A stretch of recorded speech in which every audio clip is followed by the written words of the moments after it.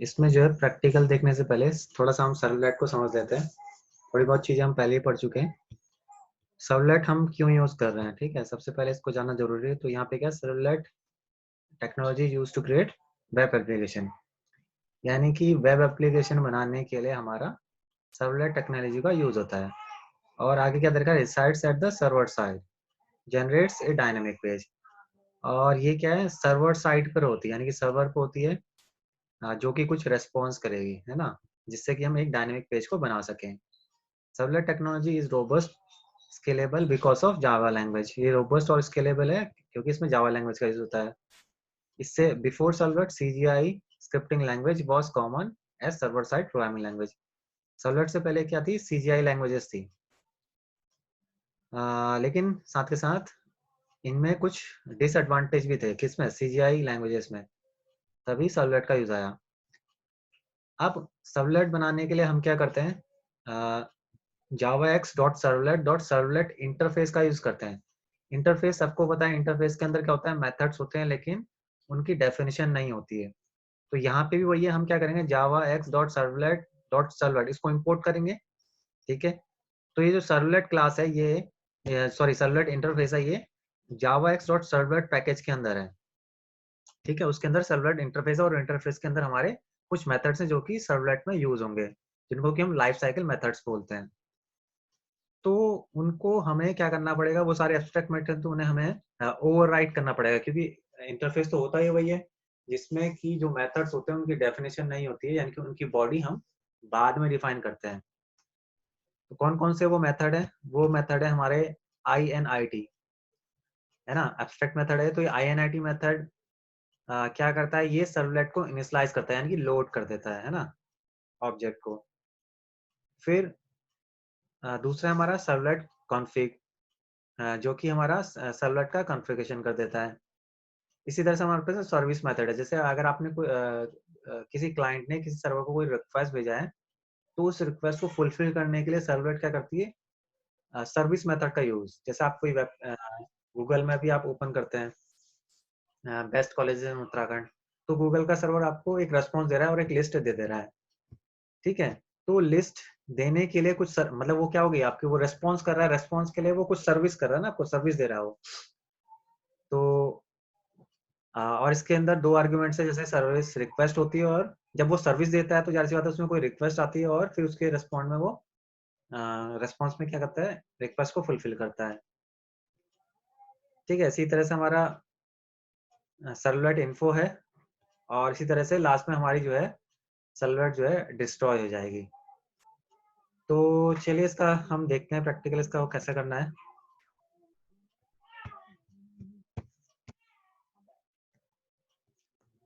तो यहाँ पे ये मेरा नेटबीन्स सॉफ्टवेयर है।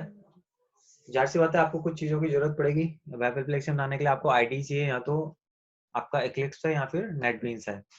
यहाँ और भी आईडीज हैं लेकिन ये दो अच्छे हैं। तो और इसके अलावा आपको एक लोकल सर्वर की जरूरत पड़ेगी कि जो आप प्रोग्राम चलाओगे उसका आउटपुट।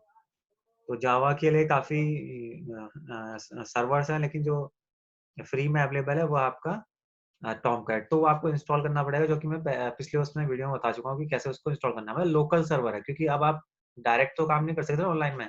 जो भी आप कोडिंग करेंगे उसका रिजल्ट आपको दिखते रहे, उसके लिए आप एक सर्वर की जरूरत पड़ेगी। तो मैं ऑलरेडी इंस्टॉल कर चुका हूँ टॉमकैट को, और उसको, और सिर्फ इंस्टॉलेशन नहीं, उसको कॉन्फ़िगर भी करना पड़ता है। यानी कि अगर आप जो भी आईडी का यूज कर रहे हैं, यानी कि जैसे नेटबीन हमारा एक आईडी है, इंटीग्रेटेड डेवलपमेंट एनवायरनमेंट, इसके साथ में मैंने उसको कॉन्फ़िगर किया हुआ है कि आप यहाँ पे कोडिंग कर रहे हैं और आपको रिजल्ट दिख जाए, तो इसका रिजल्ट टॉमकैट में दिखे, उसके लिए आपको उसको कॉन्फ़िगर करना पड़ेगा, ठीक है। अब यहाँ पे देखो कि जैसे लोकल होस्ट है, तो एक मिनट, शायद मेरा नेट, अच्छा ये अभी यहाँ पे देखो कुछ दिखा नहीं रहा है, क्योंकि पहले सर्वर को ऑन भी करना पड़ता है। तो चलो कोई नहीं, ये डायरेक्ट हम जब प्रोग्राम को चलाएंगे तो यहाँ से वो अपने आप ऑन कर देगा उसको, है ना। अगर देखना है तो ये जैसे यहाँ पे सर्विस पे क्या है, यहाँ पे सर्वर है, मैं ऑलरेडी इसको कॉन्फ़िगर कर चुका हूँ, अटैच कर चुका हूँ। यहाँ पे राइट क्लिक,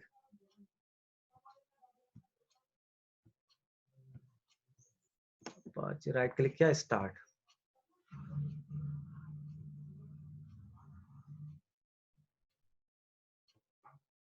स्टार्ट कर दिया मैंने इसको।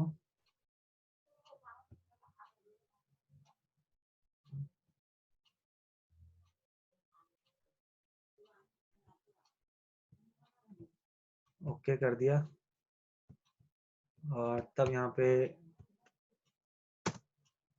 तो ये देखो ये चलने लग गया हमारा सर्वर ना। तो चलो फिलहाल हम वहाँ पे वापस आते हैं और प्रोजेक्ट्स में मैं सबसे पहले हमें प्रोजेक्ट बनाना पड़ेगा। तो प्रोजेक्ट बनाने के लिए यहाँ पे प्लस का साइन है, या तो आप यहाँ से जा सकते हो या फिर फाइल में जाके न्यू में जा सकते हो। तो मैं क्लिक कर रहा हूँ यहाँ पे न्यू पे और यहाँ पे बहुत सारे ऑप्शन है। तो आपको ये वाला जावा विद एएनटी के अंदर ये जावा वेब है और इसमें ये वेब एप्लीकेशन को आपको सिलेक्ट करना है। फिर हम गए नेक्स्ट पे। यहाँ पे आपको जो है इसका नाम देना है। तो इसके लिए मैं इसका नाम दे रहा हूँ अब जेड टेस्ट 3। ठीक है, नेक्स्ट दे दिया मैंने, नेक्स्ट किया और फिनिश कर दिया।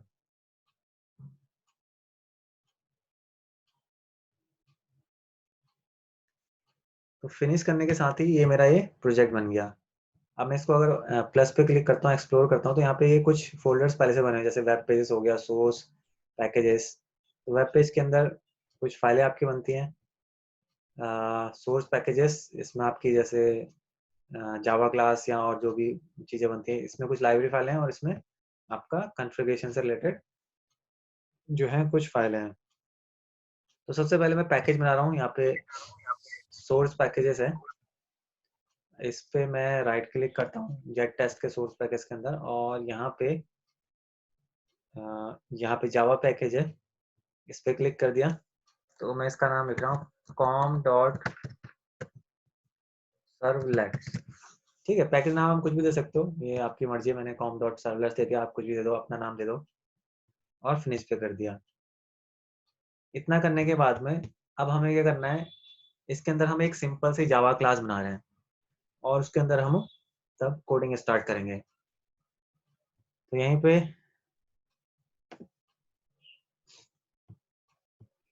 राइट क्लिक कर दिया, न्यू कर दिया, जावा क्लास कर दिया और यहाँ पे मैं यहाँ पे दे रहा हूँ फर्स्ट सर्वलेट। ठीक है, और फिनिश कर दिया। तो आप देखेंगे यहाँ पे फर्स्ट सर्वलेट नाम से क्या बन गई, जो है एक सिंपल सी जावा क्लास बन गई। अब इसी के अंदर हम कोड करेंगे। इसको हटा देता हूँ मैं और इसको हटा देता हूँ। तो ये पैकेज अपने आप आ गया।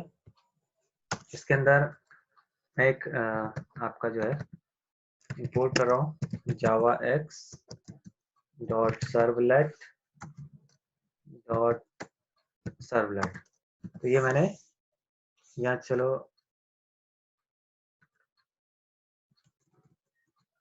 अगर स्टार्ट कर देंगे तो सब कुछ इंपोर्ट हो जाएगा अपने आप ही। ठीक है, जितनी भी इसके अंदर क्लासेस होंगी वो इंपोर्ट हो जाएंगी। तो मैं इसको मिनिमाइज करता हूँ और एक दूसरी मैंने यहाँ पे बना रखी है जेट टेस्ट 2।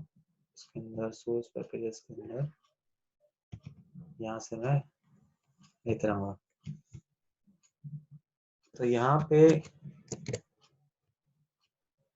सबसे पहले ये एक CONF ले लिया। ये क्या हमारा ऑब्जेक्ट है सर्वलेट कॉन्फ़िग का, है ना। सर्वलेट बनाने के लिए हमें जरूरत पड़ेगी इसकी। और यहाँ पे मैं ले रहा हूँ अपना INIT मेथड, जिसके थ्रू आपकी सर्वलेट जो है, सर्वलेट एक्चुअली में है क्या, एक ऑब्जेक्ट ही तो है। तो उसके लिए हमारे पास मेथड्स होते हैं, जैसे थ्रेड्स, मल्टी थ्रेडिंग में भी हमने पढ़ा था, है ना।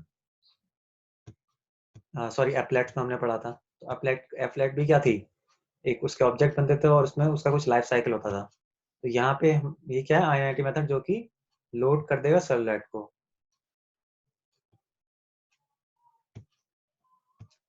अच्छा, इसमें हम कुछ और कोड कर देते हैं।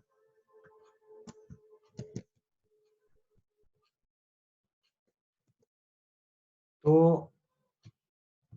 पब्लिक अवॉइड IIT, इसके ब्रैकेट में हमने क्या लिखा हुआ है, servlet config dot CONF। CONF हमारा एक ऑब्जेक्ट है जो कि सर्वलेट कॉन्फिग टाइप का है, और ये सर्वलेट कॉन्फिग जो क्लास है वो किसके अंदर है, वो आपकी यहाँ पे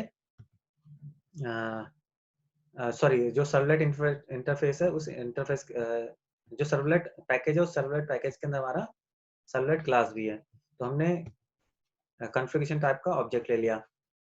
अच्छा, अब हम यहाँ पे लिख रहे हैं this dot कॉन्फ, CONF, कॉन्फ is equal CONF। तो यानी कि दिस डॉट कॉन्फ का मतलब हो गया जो करंटली क्रिएट सर्वलेट होगी उसमें CONF आ जाए। ठीक है, CONF कौन सा, ये ऊपर वाला। और दिस डॉट कॉन्फ किसके लिए कर रहा है, इसके लिए कर रहा है। आप चाहे तो यहाँ पे conf1 कर सकते हैं ताकि कंफ्यूजन ना हो। अच्छा, जब ये INIT मेथड कॉल हो जाएगा तो ये मैसेज आ जाए, मतलब हमें पता चल जाए कि सर्वलेट इनिशियलाइज हो चुकी है। उसके लिए ये सिंपल सा हमने क्या किया, एक मैसेज प्रिंट कराया है। ठीक है। अच्छा, अब आगे बढ़ते हैं। इसी में जो दूसरा है सर्विस मेथड,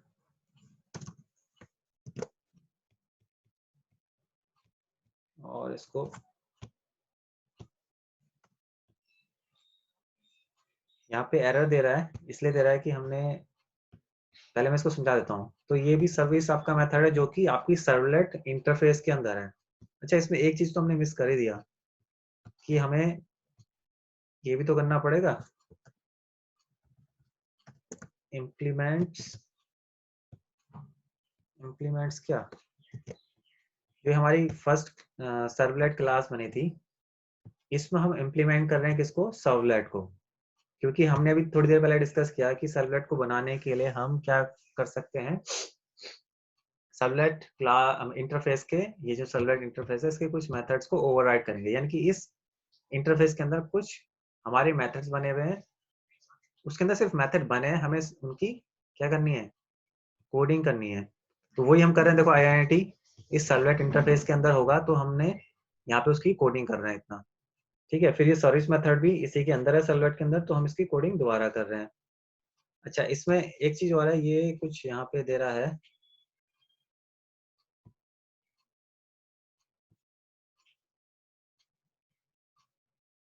अच्छा मैं यहाँ पे क्लिक करता हूँ और ये एरर, ये एरर क्यों, इसको पहले सर्विस को समझाता हूँ फिर बताऊंगा एरर क्यों दे रहा है। तो हम ये सर्विस मेथड भी इस सर्वलेट इंटरफेस के अंदर है, तो हमें उसकी यहाँ पे बॉडी देनी है, कोडिंग करनी है। इसके अंदर दो पैरामीटर्स हम पास कर रहे हैं, सर्वलेट रिक्वेस्ट नाम, रिक्वेस्ट और REQ, सर्वलेट रेस्पॉन्स RESP। ये दो ऑब्जेक्ट एक्चुअली हमारे, REQ और RESP, ये दोनों हमारे इन क्लास टाइप के हैं। और ये क्या है, एक्सेप्शन, यानी कि एरर भी थ्रो करते हैं। तो हमने दो एक्सेप्शन दे दी, सर्वलेट एक्सेप्शन और IO एक्सेप्शन। यहाँ पे ब्रैकेट ओपन ब्रैकेट क्लोज कर रखा है। ठीक है, अब ये जो हमारी IO एक्सेप्शन है इसके लिए एरर दे रहा है क्योंकि हमने इससे रिलेटेड क्लास को इंपोर्ट नहीं करा है। तो मैं इस पर क्लिक कर देता हूँ तो मेरी क्लास जो है, ये देखो ये अपने आप इंपोर्ट हो गई, तो यहाँ से एरर भी हट गई।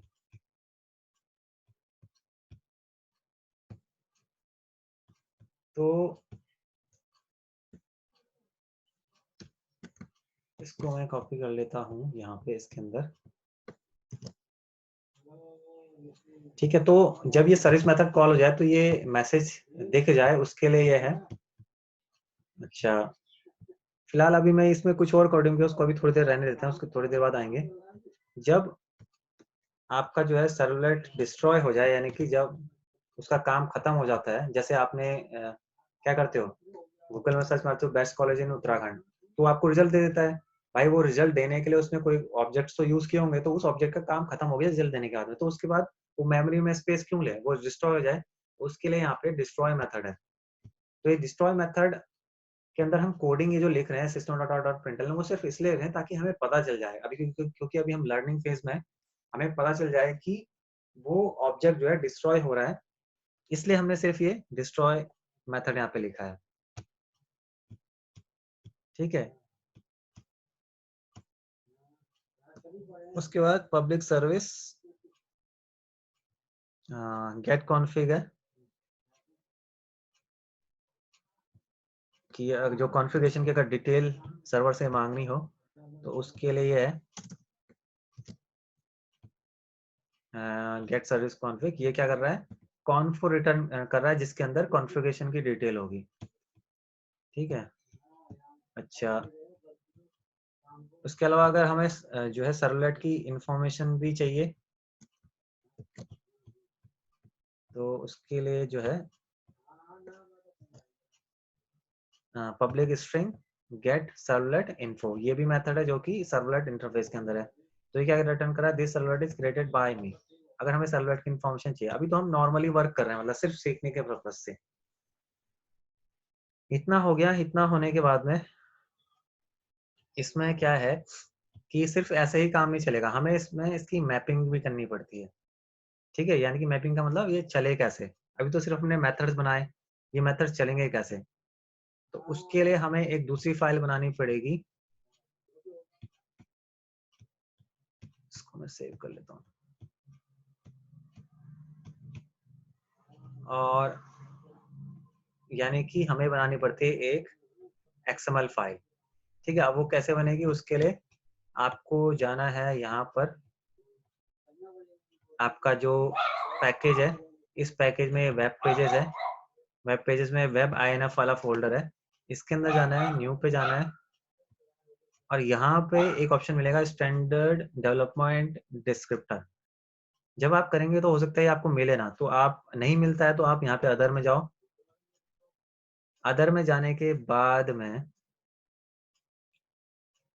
आपको जाना है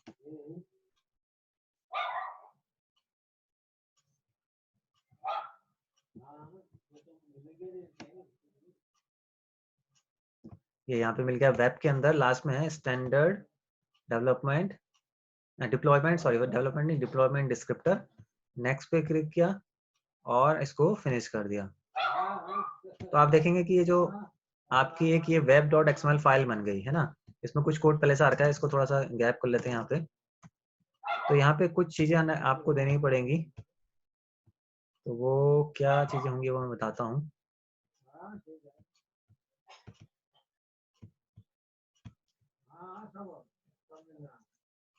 तो उसके लिए आपको पहला काम तो करना है, यहाँ पे सर्वलेट, आपको रूट टैग बनाना है, और इस रूट टैग के अंदर आपको करना है सर्वलेट नेम। सर्वलेट का नाम क्या होगा, ठीक है, सर्वलेट का नाम आप कुछ भी दे सकते हैं, मतलब जो आपके अलग अलग सर्वलेट बनेंगे उसके नेम क्या क्या होंगे। तो नाम अपनी मर्जी से आप कुछ भी दे सकते हैं, जैसे फर्स्ट लिख दिया, और इस नेम के साथ में आपको कोई चीज कनेक्ट करनी पड़ेगी कि जब हम ये, जैसे हमने दिया सर्वलेट क्लास, तो ये फर्स्ट चलने पे कौन सी क्लास कॉल हो जाए। तो आप देखो अभी हमारी जो क्लास नेम है वो फर्स्ट सर्वलेट है, और फर्स्ट सर्वलेट कौन से पैकेज के अंदर है, com.servlets के अंदर है। तो यही आपको करना है, यहाँ पे देना पड़ेगा com.servlets, और डॉट क्लास का नाम क्या है, फर्स्ट क्लास, फर्स्ट सर्वलेट। ठीक है, फर्स्ट सर्वलेट, और इसको क्लोज कर देंगे। अब इसके बाद में हमें क्या करना पड़ता है, हमें एक और चीज करनी पड़ती है, वो है सर्वलेट की मैपिंग।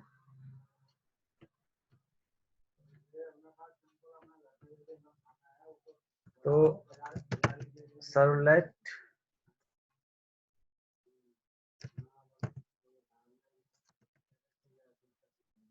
डैश मैपिंग,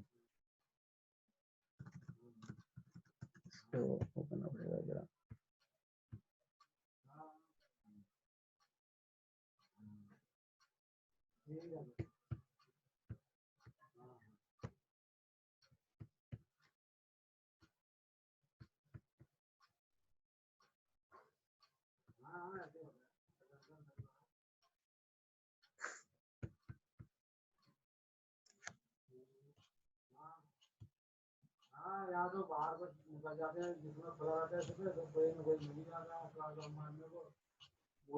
इसके लिए हमें लेना पड़ेगा सर्वलेट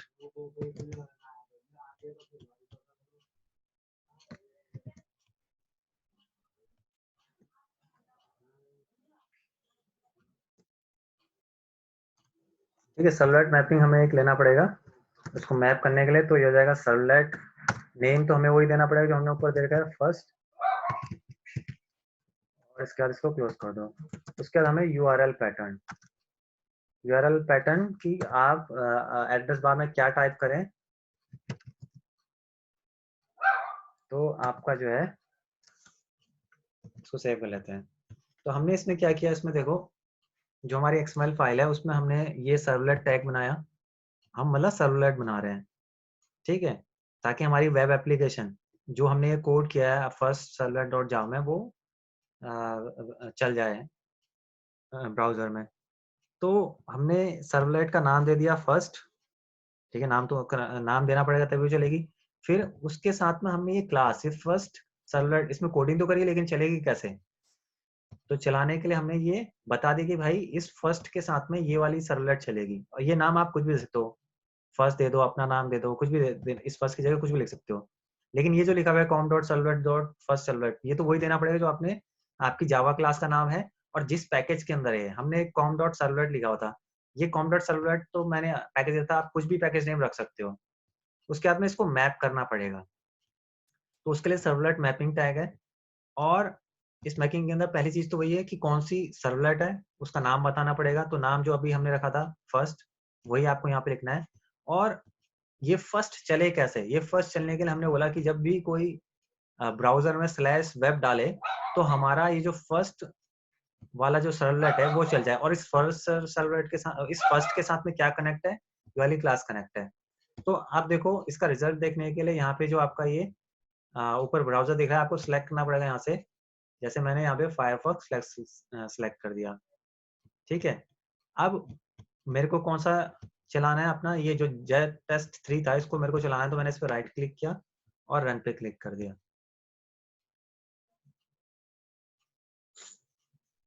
तो ये चल रहा है अभी। रन पे क्लिक करने पे यहाँ पे कुछ आया टू डू राइट कंटेनर, अब ये कैसे आया वो बताता हूँ मैं। तो इसके लिए यहाँ पे वापस आते हैं और इसमें जब हमने ये अपना पैकेज बनाया यहाँ पे, तो इसमें ये जो index.html फाइल है अपने आप बन गई, ठीक है, क्योंकि ये वेब एप्लीकेशन है, वो वेब एप्लीकेशन में index.html तो होती है। index.html क्या होता है, जो आपका पहला पेज खुलता है ऑटोमेटिक, सर्वर उसको लोड कर देता है अपने आप ही। जब हम वेबसाइट भी बनाते हैं चाहे HTML और उनमें जिनमें भी हम कोड करें, तो उसमें हम index.html पेज बनाते हैं जिसको हम होम पेज बोलते हैं। यानी कि कोई भी वेबसाइट कोई भी अगर आदमी एड्रेस बार पे कोई भी वो डाले क्या, मतलब डोमेन नेम डाले, जैसे सपोज हमारे कॉलेज का ही डोमेन नेम है www.spvns.org, तो उसमें पेजेस तो बहुत सारे हैं लेकिन आपको सबसे पहले एक पेज दिखाई देता है ये क्लिक करने पे, ये टाइप करने पे, तो वो होम पेज है। और उस होम पेज का नाम क्या रखते हैं लोग, इंडेक्स रख देते हैं, index.html। तो सर्वर उसको अपने आप ही बाय डिफॉल्ट सर्वर अपने आप उठा लेता है उसे कि ये होम पेज है करके। तो इसलिए इसमें जैसे हमने ये पैकेज बनाया, आप कोई भी पैकेज बनाएंगे तो index.html अपने आप बन जाएगा। ये इसमें सिंपल सी थोड़ी बहुत कोडिंग है। तो उस कोडिंग के हिसाब से ही ये जो हमें टू डू HTML आ रहा है वो उसके अंदर आ रहा है। जैसे इसमें HTML ओपन HTML क्लोज है, सबको पता ही है, हेड होता है इसके अंदर, बॉडी होती है। तो ये देखो ये div के अंदर ना to do right content here, तो वही चीज यहाँ पे आ रही है, ठीक है। अगर आप इसकी जगह कुछ और लिख दोगे, सपोज नीचे यहाँ पे कुछ कर देते हो, यहाँ पे H1 लिख देते हो, या चलो div के अंदर ही कर देते हैं हम, इसको हटा के हम लिख देते हैं यहाँ पे, इसको हटा के हम लिख देते हैं H1 we are learning servlets, ठीक है, we are learning servlets। तो आप उसको जाके यहाँ पे सेव करके उसको रिफ्रेश करते हैं, तो वो जो H1 दिया था उसके हिसाब से ही आ गया। अभी तो ये है, लेकिन हमें एक्चुअली जो हमने, ये तो HTML का पेज है, लेकिन हमें देखना है क्या, हमें जो अपनी हमने जो अभी सर्वलेट बनाई उसका आउटपुट देखना है। तो उसके आउटपुट देखने के लिए आपको यहाँ पे जाना पड़ेगा और इसके आगे लिखो WEB, वेब क्यों लिख रहे हैं, तो यहाँ पे कुछ भी आउटपुट हमें नहीं दिख रहा है। इसका मतलब ये नहीं कि ये चला नहीं है, हमारी जो सर्वलेट है वो चल चुकी है, बस वो यहाँ पे आउटपुट क्यों नहीं दे रहा है वो अभी बता रहा हूँ मैं। तो पहले हम इसी पे जाते हैं, हमने यहाँ पे जो लास्ट में देखो ये लोकल होस्ट तो इसलिए है क्योंकि वो जो हमारा सर्वर है लोकल सर्वर है, यानी कि हमारे कंप्यूटर पे हमने एक सर्वर बना दिया ताकि हम जो भी कोड करें उसका आउटपुट हमें मिले।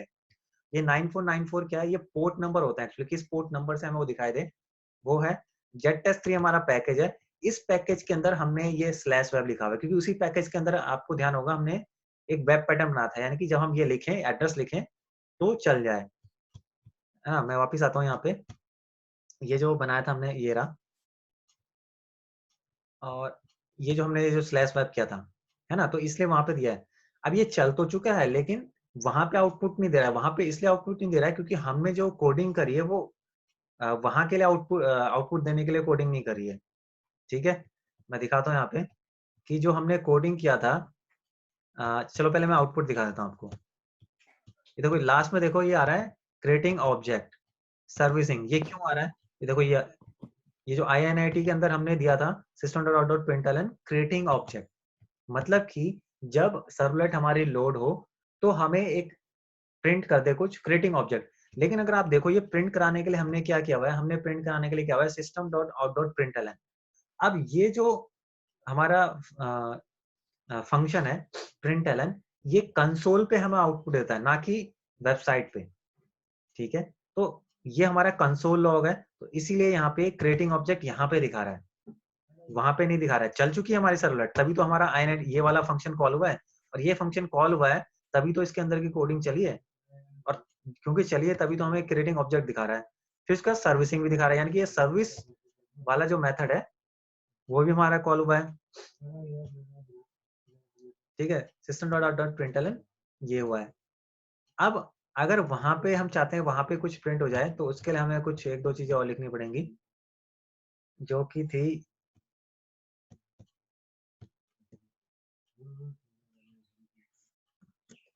कॉपी कर दिया मैंने और मैं इधर इस पे डाल देता हूँ।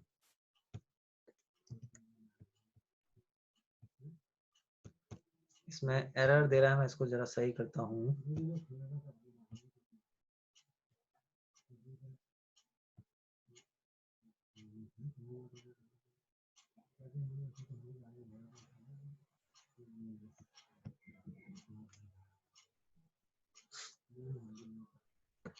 इसमें गलत कर दिया।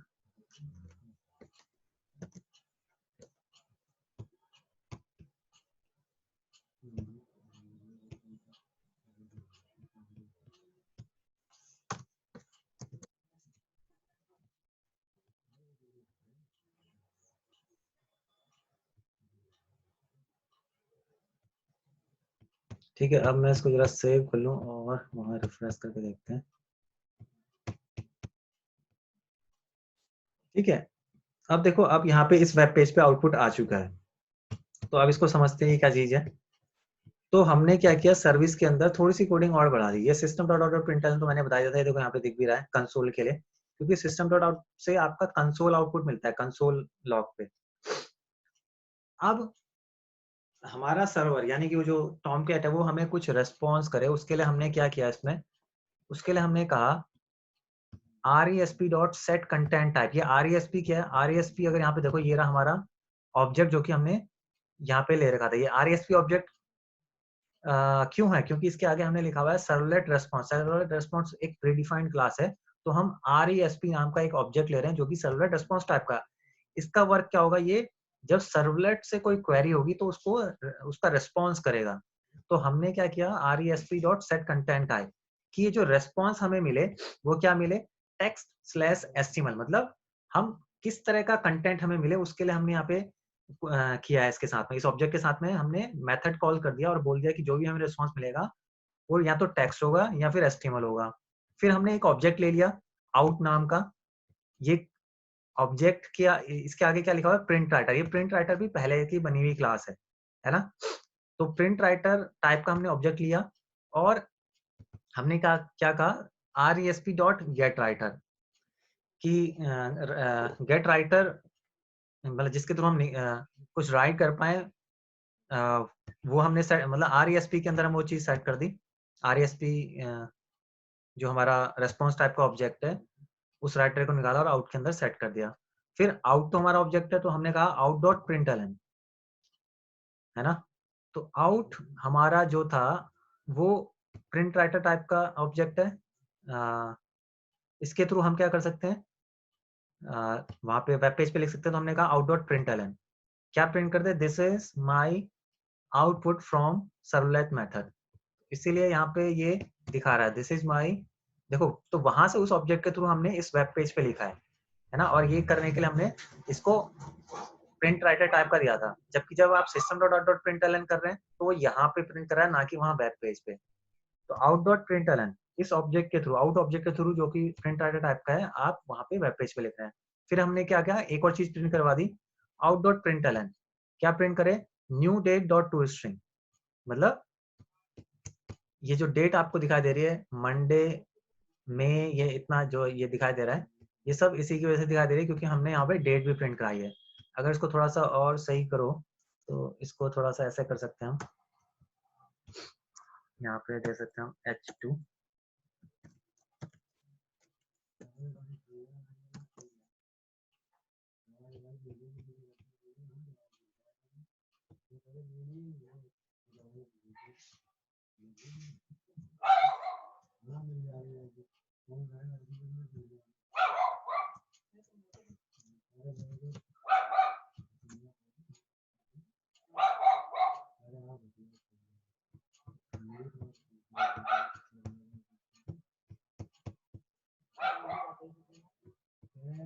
थोड़ा सा गड़बड़ हो गया।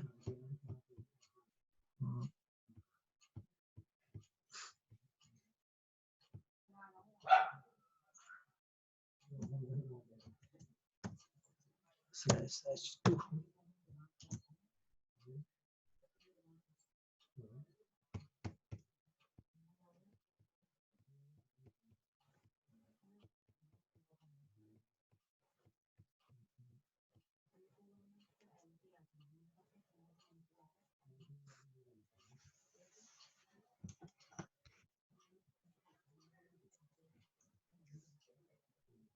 ये इसमें भी आएगा H2।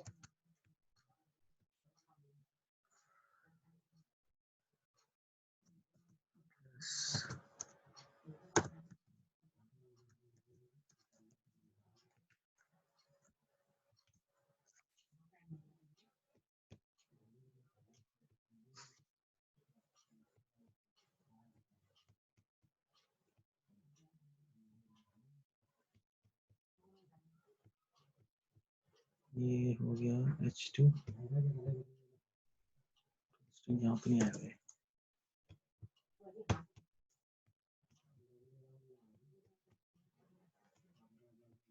इसको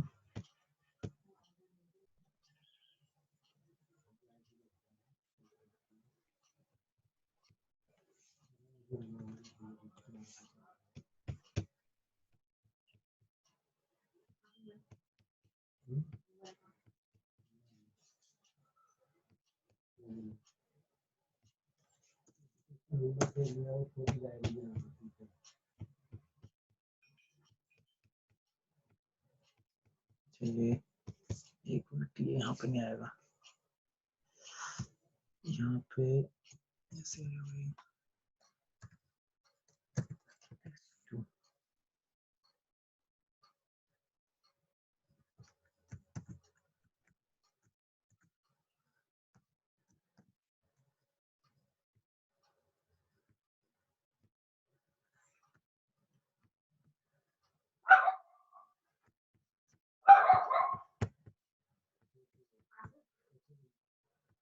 ठीक है। तो इस तरह से ये आपका जो है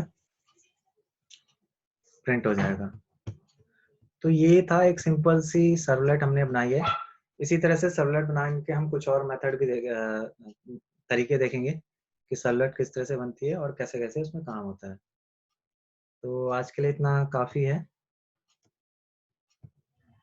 यस सर।